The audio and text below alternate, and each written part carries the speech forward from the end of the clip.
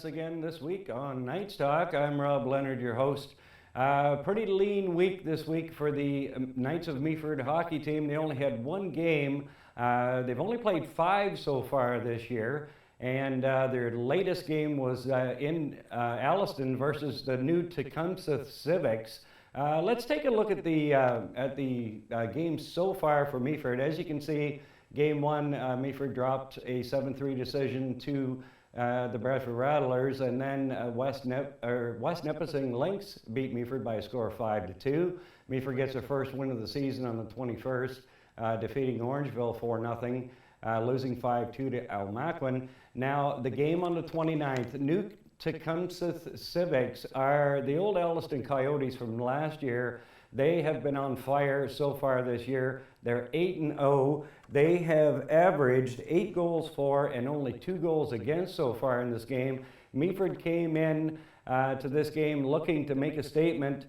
New Tecumseh comes out on top by a score of 4-2. In this game, Meaford outshot New Tecumseh by a score of by a count of 37-30. Connor Long with the goal and an assist. And Eric Lowry with the goal, the second goal for Meaford in that game. This time last year, the Meaford Knights were 1-4, same record that they have now. They allowed 35 goals to this point last year, but this year they've knocked that down to 21 goals. So defensively, the Meaford Knights are looking a lot better this year. And offensively, they're down a little bit on the offensive part, but all in all, 1-4 start, same as last year, looking better defensively, and the offense will come. Let's take a look now at the league standings. The North Division, New Tecumseh, as I said, on top at 8-0. Bradford Rattlers sitting tied for first. They've played 2 more games than New Tecumseh, but they're tied on top with 16. Perry Sound, one of the stronger teams again in this division. South Muskoka doing quite well as well. You look further down in the 10th spot, Meaford sitting there at 1-4. They've only played 5 games, and as you can see, there's some teams that have played a lot more games than what Meaford has. And I think there's a couple more teams. Yes, we've got Orangeville won their first game of the year to pick up a couple of points. Wyerton struggling in their new home. That last year they were the Bravehearts, and having a little trouble there getting on track. Bracebridge sitting at 0-5. Now, if we can take a look at the South Division, London, considered one of the favorites this year to win the league, have dropped 2 since we were here last. North York undefeated at 6-0. St. George, let's see, they've got an overtime loss in there. I thought they were undefeated, but they're not. And Niagara sitting at 5-0. And can't see, looking for Tottenham on that list. Tottenham were the league champions last year, and there they are sitting at the bottom, surprisingly. 1 win, 6 losses, and 2 overtime losses. So from first to worst now for the Tottenham Steam. Now, if we could take a look at the leading scorers. Looking at the leading scorers, Valerie Makanovica from Perry Sound was on top last week with 22 points. Reagan Yu had a heck of a week for London. He now takes over the lead with 29 points. Stefan Timofeyev, fans will remember him from last year on the Rattlers, having a very good start with 27 points.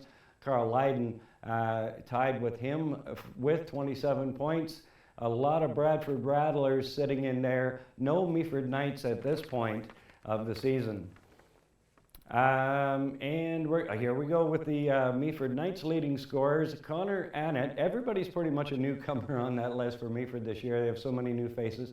Connor Annett leading the way with 5 points for Meaford. Connor Long, defenseman, with 4 points. Eric Lowry had picked up his second goal in that game against New Tecumseh. And Tyler Jansen down there at number 9, he's the Meaford goalkeeper, picked up a couple of assists in the Orangeville game along with a shutout. He's sitting 9th in team scoring right now, so hats off to him. And that's pretty much going to do it for this week's show. But before I go, I need to say a couple of hellos.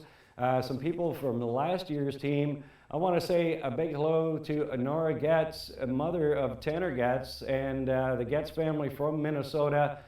Missing the Knights really bad. They still tune into the show, so thank you very much for that. And apparently, according to Nora, they may be making a trip up to Meaford for the for the home opener on the 13th, which we should take a look at right now, the upcoming games. Can't wait for Thursday, October 13th. That is the very first home game of the season for Meaford. Get the craft show out of the way and get some ice in the building, and we'll be all set to go. Rogers will be there Thursday night, October 13th, against Wyerton. And then the following Thursday, home to West Nipissing, Meaford will be looking for some revenge after a 5-2 loss earlier this season to West Nip. And we've got Bracebridge. Meaford will be in Bracebridge. And as you can see, we've got Sagan, big game against Parry Sound. Sagan twice in there. And then they'll get another shot at New Tecumseh on the 6th. But mark October 13th on your calendar. Rogers will be there taping the game, and then we rebroadcast it on Friday at 5. So enjoy your dinner and watch some Knights of Meaford hockey. And then again on Saturday at 11 in the morning. So that's going to do it for this week's show. For producer Mark Perry, I'm Rob Leonard. We'll see you next time on Knights Talk.